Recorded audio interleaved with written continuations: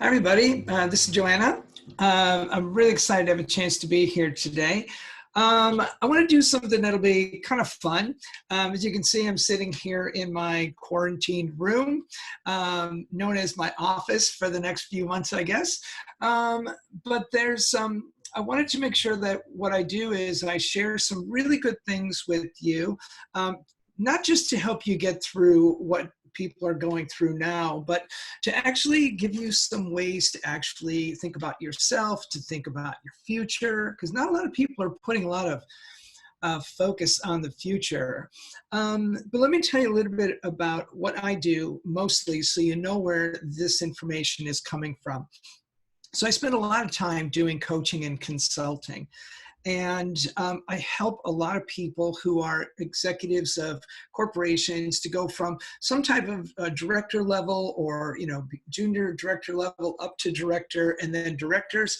I help go to the C level, and I also help them go to partner levels. So a lot of my clients are executives, and the most interesting thing is that I have to take them through tough times training. And that might sound kind of funny because they're going for opportunities. And yet, even though they're going for opportunities, it's still a very tough time for people. And so I wanted to share with you some things that I go through with them because they're so applicable right now with everything that we're going through. How I developed tough times training was not because I'd had a lot of clients who had tough times and then from that created strategies. I actually created the tough times training and tough times coaching out of the 22 times I've actually reinvented or did innovation on myself or transitioned myself. So about 6 years ago, I went through one of my biggest life transitions when I transitioned my gender from male to female. And it was a really, really difficult time in my life. And not a lot of people could really understand what I went through. But it's really interesting now at this time because of what we're going through, people are experiencing a lot of what I went through. So there was a lot of isolation. There was a lot of loss. There was a lot of uncertainty as to where I was going to go, what I was going to do with my life. And I think a lot of people can really relate to that right now. But the couple of things that I got out of going through my transition were, number one, I wasn't who I was in that transition. People would use the term transgender, and I didn't understand that because I didn't just and wasn't able to just transition my gender. I had to transition my whole life. And so I started teaching people that it was anything that you go through, you can never just transition a piece of you. You always have to transition all of you. And those are always going to be life transitions. So coming out of that, though, I also learned that there's no situation that is a really big challenge or really big change where the solutions that people are going to present are going to be one size fits all. It's just not possible to do that. So what you have to do is you have to look at the individual and their circumstances and actually help them to make decisions from there.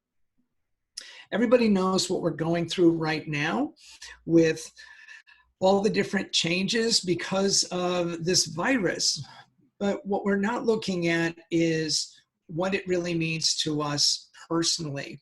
When we go through something on our own, that's one thing. You can actually then look at it and say, to get through this, I should set a goal. I need to maintain my attitude.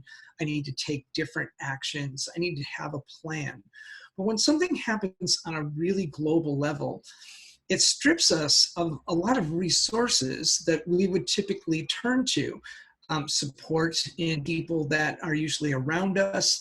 It strips us of a lot of certainty that we might have. It strips us of a lot of common tools and common ways that we're used to doing things. And when we get to that point, it's really difficult to think about, how you're going to keep connection, how you're going to keep growing. And a really big term starts to come out during times like this, and it's contribution. And the reason that I say that is because when we get into really big challenging situations or any type of change or transition, what you have to realize is that the best way to actually keep your sanity, to actually take your mind off of all the worrying that we would typically tend to do if we're thinking about ourselves, is to actually turn our attention to helping other people. And I know a lot of people are talking about that right now, but there's no one certain way to say that you should be helping and contributing to other people, and I think that that's really a personal thing. But I wanted to share with you today, I wanted to treat this as if you are already a coaching client. And I want to take you through a little bit of what I would take a new coaching client through in the very beginning, so that I could actually get them prepared for what we're about to go through, in helping them to get some of the things that they want.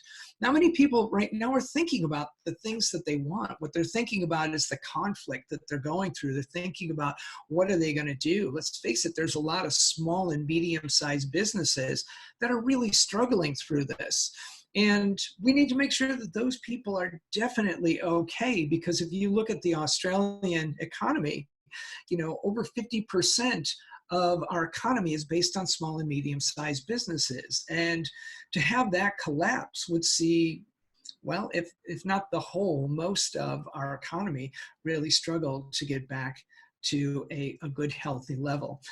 And the other thing is, if you hear about some of the statistics, like I know many people that are on today are from Victoria, and it was a report out just recently that was saying that over 50% of all small business owners in Victoria actually pay themselves less money as a business owner than they would make if they were in a full-time job.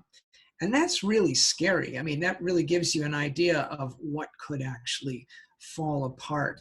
And so I want to kind of equate what we're going through right now. I want to take you through what a first session would look like, so that I can prepare you for how to actually think about yourself, how to think about your situation, how to actually take care of people in a little bit different way. Most of the time when we're talking to people about setting goals, we're not telling them that you have to create 2 sets of goals at one time. We're usually telling them that you want to have a single focus, that you want to be driving in one place and put all of the things that you're doing behind that single goal.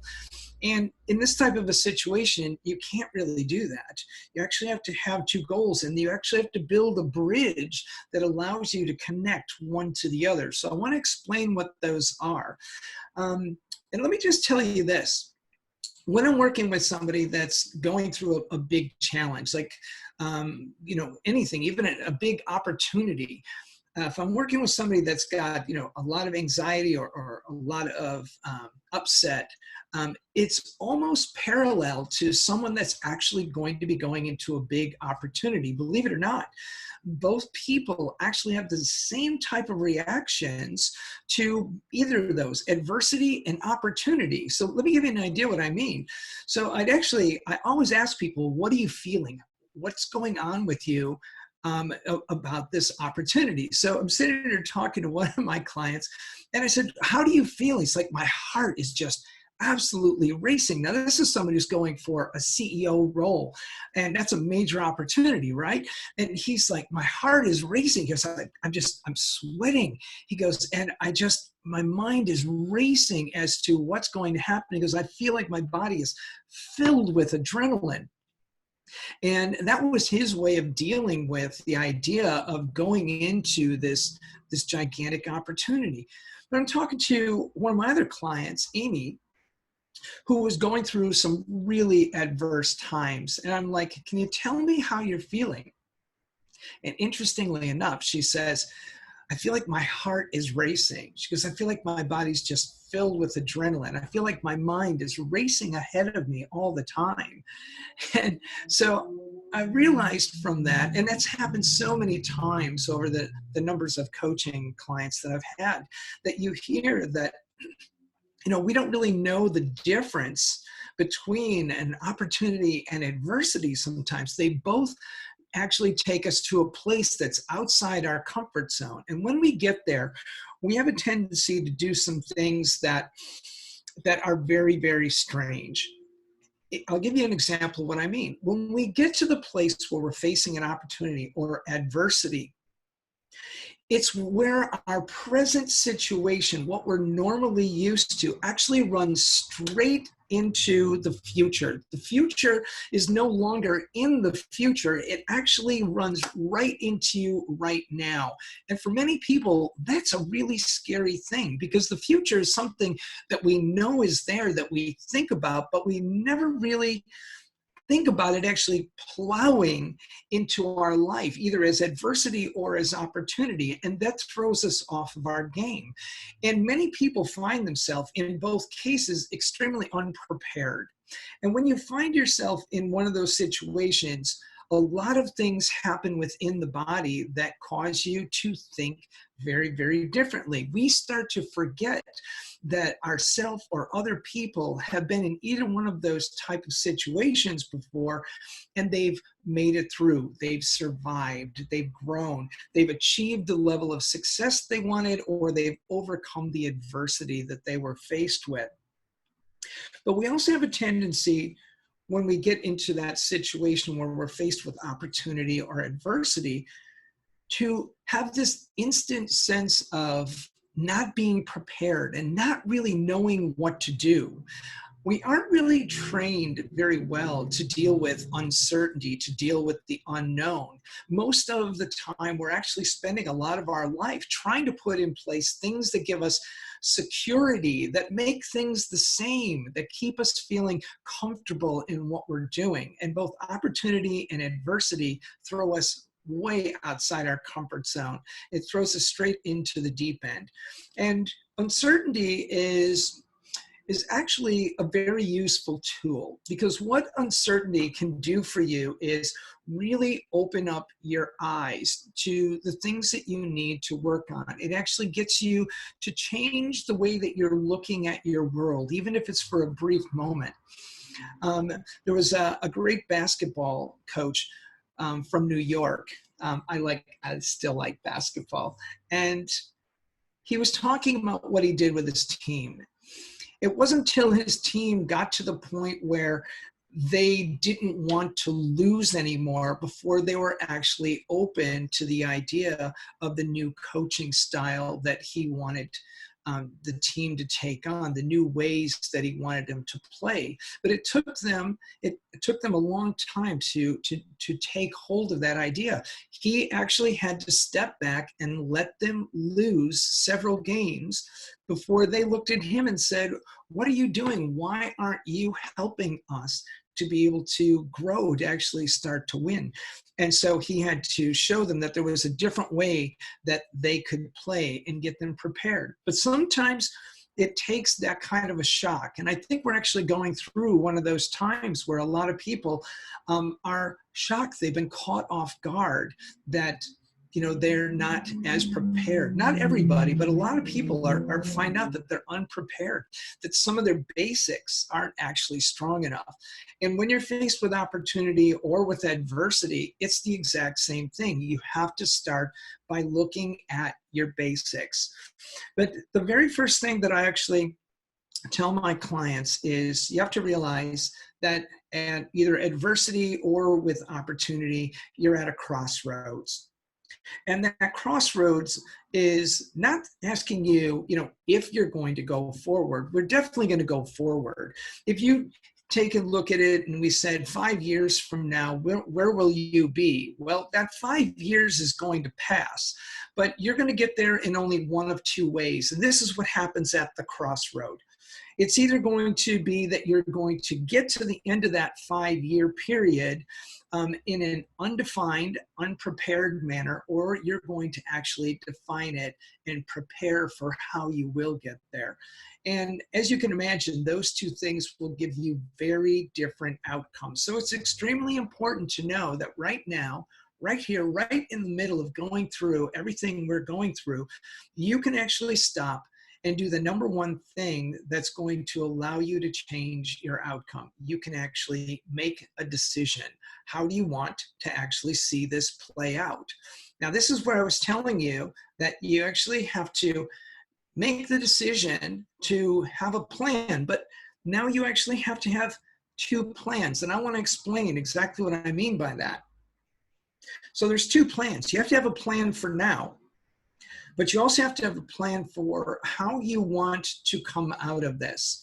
Now, many people are really, really good at the idea of going through and setting up their goals and setting a plan and making sure that everything seems okay for now. And that's called the science of achievement. And when you actually, understand a lot about achievement or personal development, or even, how you actually set up processing, things like that, that can actually be really good. But there's a really different set of skills that it takes to be able to, at the same time, picture how you want to come out of this. Why? Because sitting between the plan that you're making right now and where you're going to end up is this gaping hole called uncertainty. We don't know what's going to happen.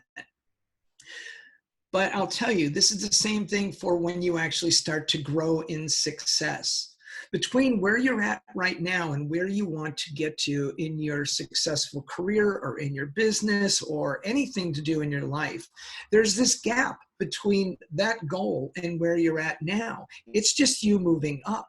This time it's where you're at, and there's a gaping hole between that and where you want to get to when this whole thing passes. So it's really important to understand that tough times training just means that you have to come over here, build this plan, understand that there's a gap, create a picture of what you'd like to see happen on the other side. Now, is it going to happen 100% the way that you actually designed it? Not all the time, but many people find out that it does happen that way. But here's the point that I was making earlier.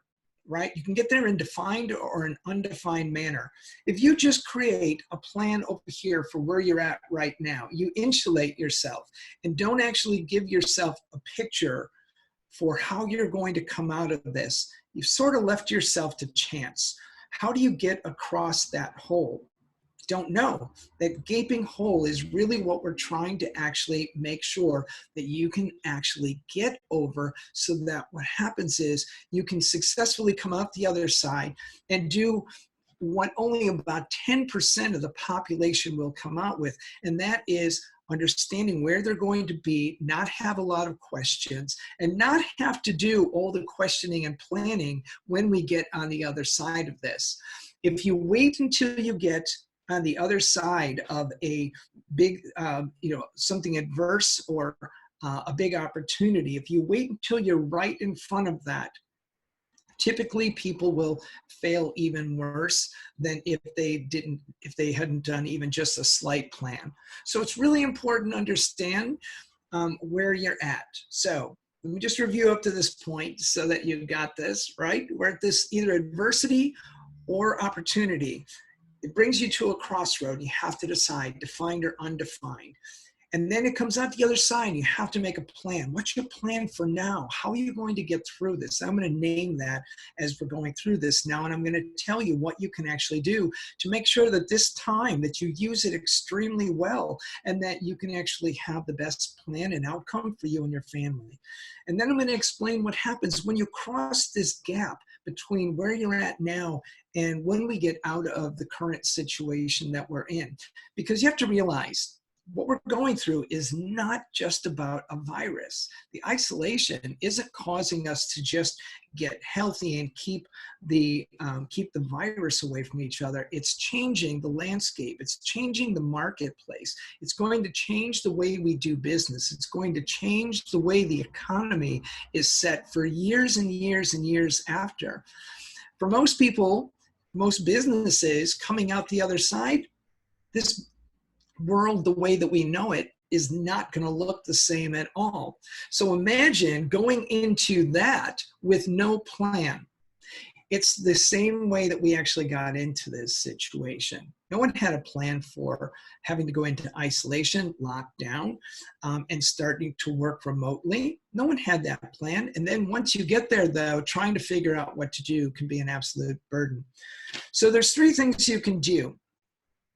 There's making your plan for right now. And what I like to call that is survival. That's actually going through and creating a survival plan. Now, here's the problem. When I'm talking to CEOs and partners and directors of businesses and saying, look, you know what, you need to become a survivor, I always get the exact same response. But I'm not a survivor. I'm a successful person. I'm a leader, right? I'm an innovator. And everybody wants to use a different term, and no one wants to use the word survivor. Survivor, to some people means, I'm on an island and, a lot of people have a chance to vote me off. To other people, it's not a positive word. Survival can actually be a word that just means barely getting by. But I want to actually help you to understand that the word survival is actually on the path and part of your path to succeeding. If you can't survive, how are you going to succeed? You have to be able to know what it takes to survive. Why? Because underneath surviving is another word that we like far less than the word survive, and it's called failure. And failure is, for some people, entrepreneurs will say, oh yeah, that's just me learning. But for the average person, to fail is detrimental. When someone fails 2, 3, 4 times, they typically actually shut down. They quit. They don't actually go back and attempt to do something again. They rarely will actually confront something. They'll usually go into a place where they won't go beyond a circle. They'll actually withdraw a little bit and maybe not even go back to the level of confidence that they had prior to those several failures in a row. So it's really important to understand that survival, being able to survive, even at the lowest level, is a really important set of skills there. But what we're trying to do with the plan that I want to see you build is, I want to see you build a plan that gets you to survive at the highest level. Why only survive? Well, we're in a time of uncertainty. We actually have lost, like I said, a lot of our tools, a lot of our resources. So what you want to do is you want to make sure that you do this inventory. You start really looking at, what are your skills? What's your knowledge? What's the responsibilities that you have? What are the resources that you do have around you? What's the community that's around you? And how do you fortify those things? How can you use all those things to actually survive at your highest level? When you do that type of an inventory, very quickly you start to find the things that you don't have. And then you can actually adjust to those and make sure that you can actually at least bring those to a better level than they are right now. When you do that simple type of exercise, what you're going to find is that you're actually able to survive better. And in business, what that simply means is making sure that you've looked at your processes, that you talk to your clients, that you understand how they communicate. Very interesting. I'm talking to one of my clients this morning and I said, have you been talking to all of your clients? And it's like, well, I actually haven't been able to reach a number of them. I said, well, can I ask you a question? Do you know what softwares, what applications they like to use so that you can get in touch with them? And he's like, no, I haven't. I've just been shooting email after email after email. And so sometimes what we have to do is make sure that we actually get a better understanding so that we can communicate better. And it helps us to understand how to reach a higher level of success.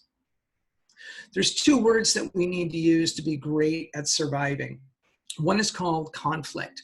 And most people don't like the word conflict, but it's such a big word to use to actually get you to be able to find new ways to be able to confront change in your life. When I went through my transition, I'd actually recognized that conflict was really what had kept me stuck for so many years, because I was actually listening to my family, my friends, my teachers, and all the rules that I'd actually been taught all the way growing up through my life from people I trusted and believed in, believing that what they had taught me to be, what they had taught me to do, was how I needed to be. But as I started to grow in consciousness, as I started to gain more independence in my life, I started to recognize very quickly that that was the conflict. The conflict was between what I was learning the world was really about and what my parents and teachers had taught me was very different. So learning about myself and learning about conflict, I learned that I really needed to be able to use that and create a really strong definition around it so that I could use that to find out what the difference was, what my truth was. And once I understood the conflict was a key to being able to unlock my truth, I was able to then use that to go into the second word, which is confrontation, to actually be able to step into the change that I wanted to go through. But those two words, conflict and confrontation, are words that most people don't like, that they have an aversion to, that we're usually not using as positive words to actually change and transform our life or our business.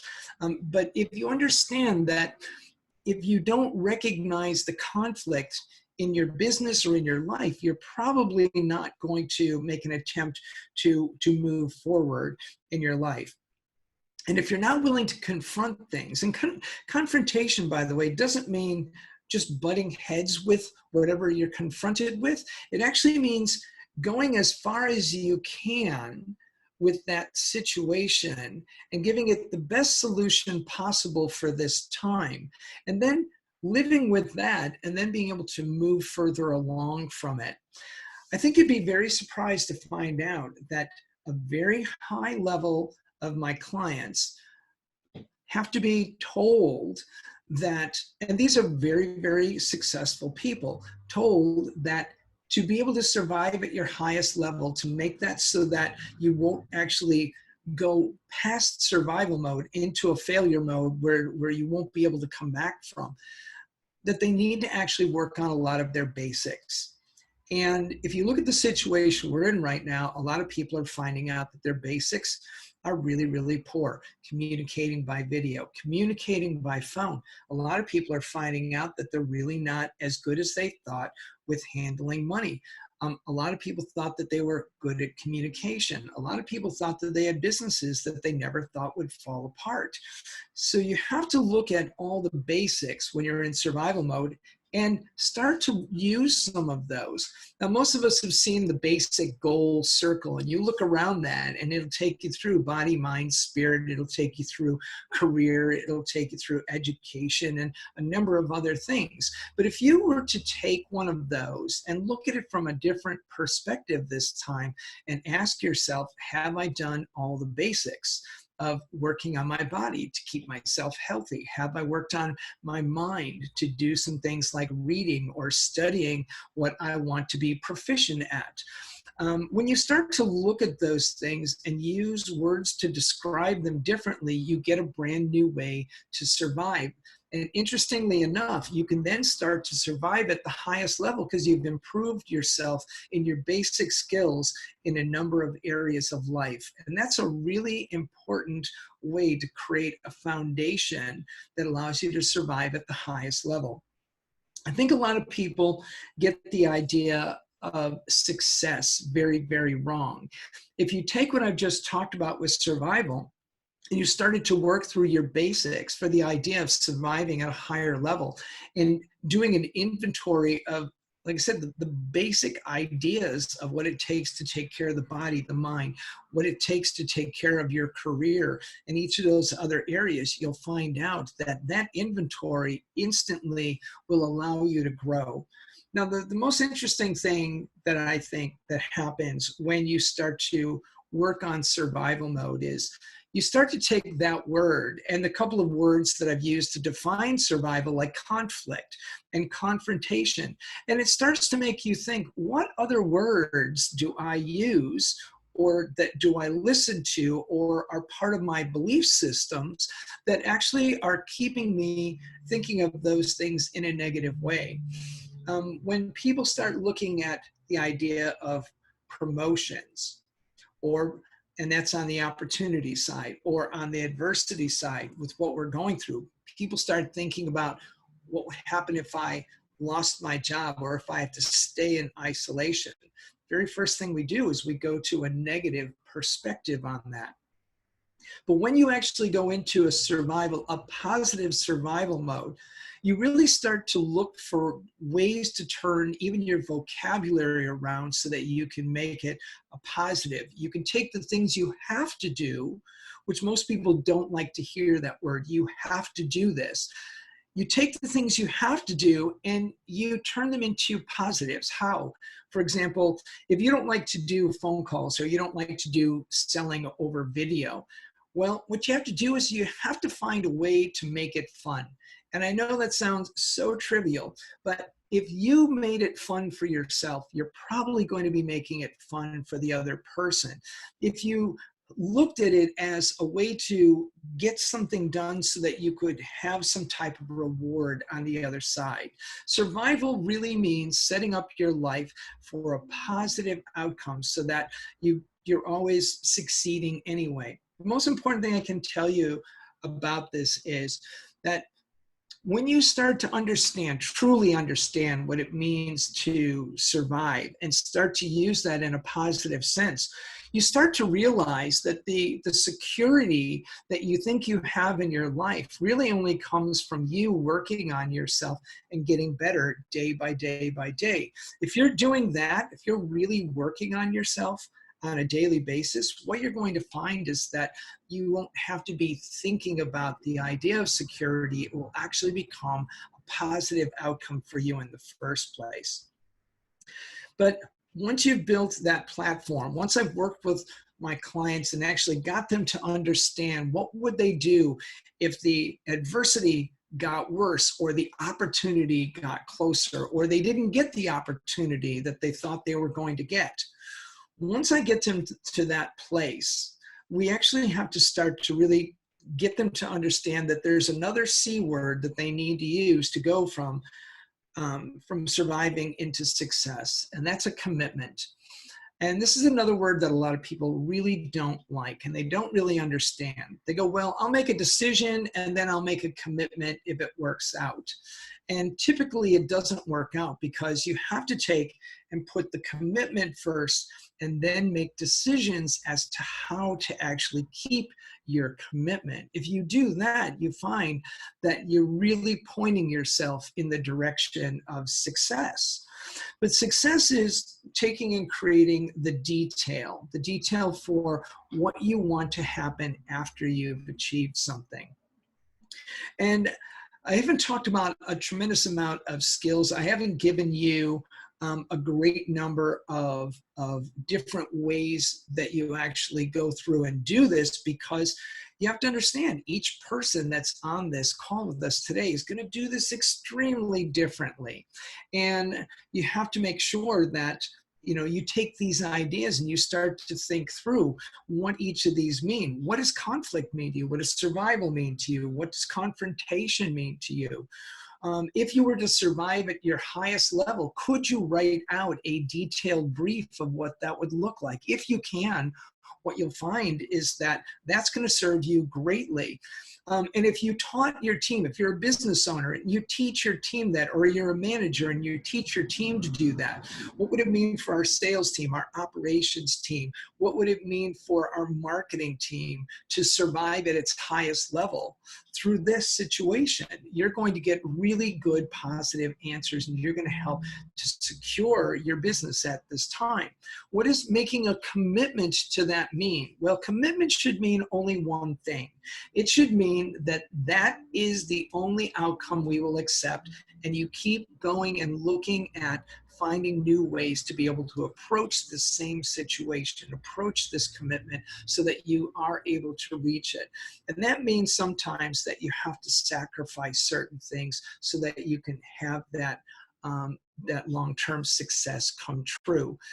But one of the things that I've absolutely seen is if a person is going for a major opportunity, or they're actually going through adversity. And I'm going to keep pointing out that in either of those situations, you're going to have a very similar type of reaction to it. If you can't tell me how you want to come out of the other side of either of those, then probably not going to get through it. You probably won't make the opportunity happen, and you probably won't come out the other side of the adversity in good shape. You'll probably survive, but maybe not to your highest level. So it becomes really important, especially at this time when we've got some time, to sit down and design that. Do I practice this? All the time. I've actually taken and written out what I want to have happen on the other side of coming out of this. Being a speaker, being a coach, being a consultant, I can tell you that I'm actually had to go through and create my survival plan to survive at the highest level. Why? Because every speaking event that I had on my books for the rest of the year has been wiped clean. Coaching clients and consulting clients, many of them started to go with what was happening externally, and actually started to panic about what they were going to do, and actually just canceled working on their business. So I had to actually go through and do this myself.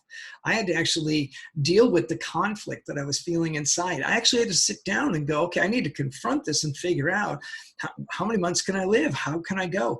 And in the meantime, how can I actually help people with the skills that I've got so that I can help other people succeed?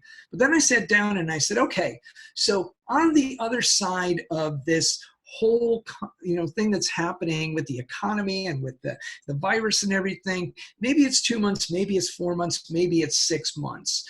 But on the other side of this, who do I want to be? How do I want to be? How do I want my business? Do I want my business to be exactly the same? Do I want to be the same?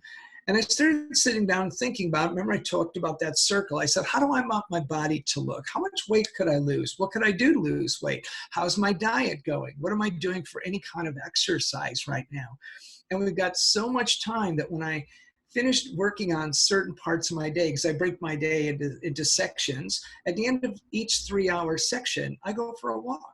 And I make sure that I use that time just to clear my mind. I don't even take my phone with, but I use that time to actually take care of my body. So I started picturing what I want my outcome to look like. What do I want my body, my business, my life to be like on that other side? And you don't just write out bland things. I wrote it down as a draft, but then I had to go back and add in some detail. So do I still want to be living here? Do I want to move? Do I want to take my business to a different level? Do I want to actually write a book during this time? And if I did, what impact would that have on my outcome?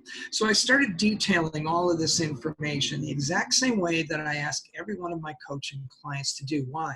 So that they start to understand, is the gap between where they're at and where they want to be this wide? Is it this wide? Is it this wide? And you start to figure out exactly where you're at. And if you don't know where you're at, if you don't know what it's going to look like on the other side, well, you're probably not going to get it. So it becomes extremely important to actually build that plan for after you've achieved the goal. So let's say that you did this. Let's say that you sat down and you built your survival plan, and now you can survive at your highest level. You know what you're going to do with your whole life during this time, and you know how you're going to do it each month so that it's sort of plotted out, but it leaves you enough room for spontaneity and for being able to, the flexibility to change direction if you need to. So you've got that down, and then you write down all your information. You've designed how you want things to look afterwards. And that's a brilliant exercise on its own. But now what you need to do is you need to take it and you need to start over here on your after plan at where your finish line is, and you need to start to work backwards. You need to start to think, how did I get there? What would be some of the steps? And this is typically the hardest part for most people, and let me tell you why. Because whether it's, again, getting into an opportunity or getting through adversity, people are usually stuck in thinking, I don't know.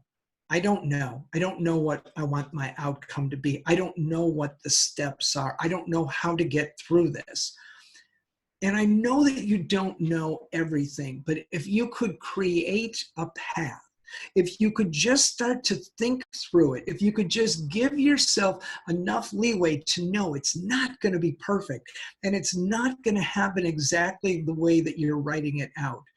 What you do is you empty the brain a little bit. You've actually started to think of possibility. You started to create more probability that it's going to happen. You started to actually open your mind to new resources and new ways of thinking. You start to confront old ways that you've used that maybe have kept you back. You start to notice some of the things that are distracting to you. And you start to understand that that whole path that you're laying out in the middle there is just a first draft. And that's really all I would ask you to do. With your survival plan, you can actually build a first draft, but in survival, you've got to have a much better idea of what you are going to be able to do. And that's why I say do it as an inventory. Over here on the other side, you are speculating, you're imagining, you're creating, but nothing ever comes to fruition that isn't already finished. And that's Jim Rohn actually said that, one of my favorite speakers ever. And what he said is that if you can't finish the idea of what it looks like in your mind, you'll never be able to hit it in reality because you won't recognize it even if you are standing in it. So you've got to have those two things. And then you've got to start to build a plan in the middle. And I always tell people to work it backwards. Why? Because you go step by step. And if you're working anything backwards, you really need to think about it as you're doing it. And it puts you in the process. And you actually will start to picture it. You'll start to feel it. You'll start to be able to go, no, that's not right. You'll start to see and notice some of the details happening.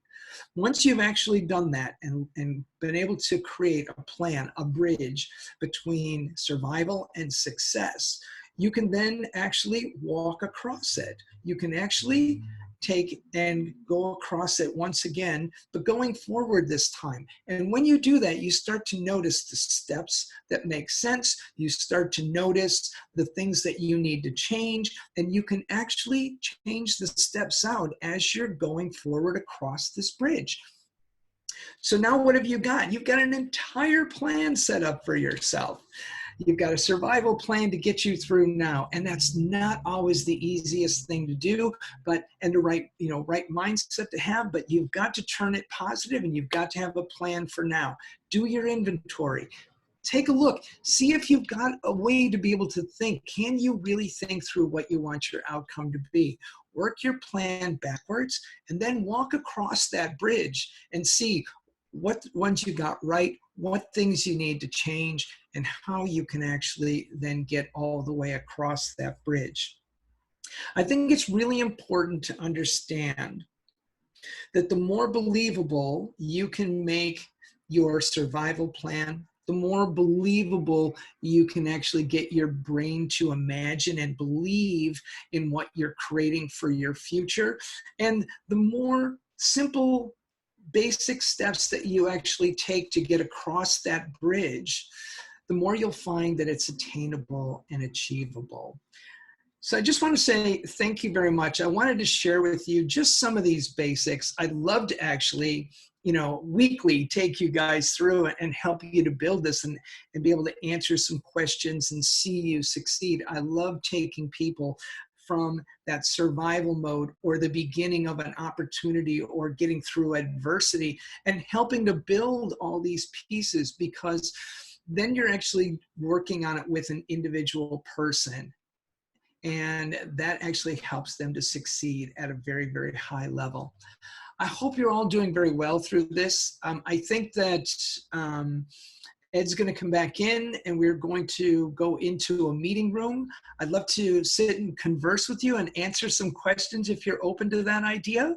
I see some messages coming up here, and I'd love to actually have a chat with you. Ed, are you there?